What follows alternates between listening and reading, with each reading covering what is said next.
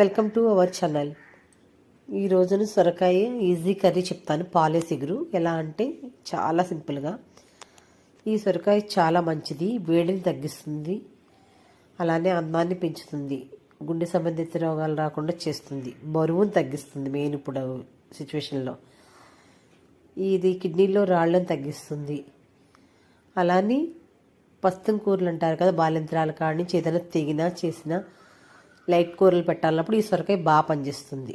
కిడ్నీలో స్టోన్స్ కూడా ఈ సొరకాయ ఈజీగా చలవ చేస్తుంది. తాలింపు దినుసులు అన్నీ వేసేసుకున్న తర్వాత ఉల్లిపాయలు వేసేసి కలుపుకొని బాగా వేగనివ్వాలి.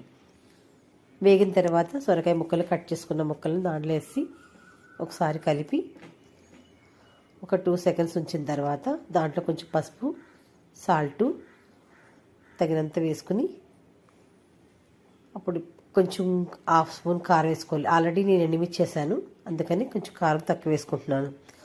సొరకాయలు ఉప్పు ఉంటుంది కాబట్టి ఉప్పు తక్కువ చేసుకువచ్చు. అలాగే వాటర్ కొంచెం గట్టిగా ఉందని నేను ఎక్కువ పోస్తున్నాను. సొరకాయలు ఇంత వాటర్ పట్టవు, లేతదైతే కొంచెం వాటర్ తగ్గించి వేసుకోవాలి.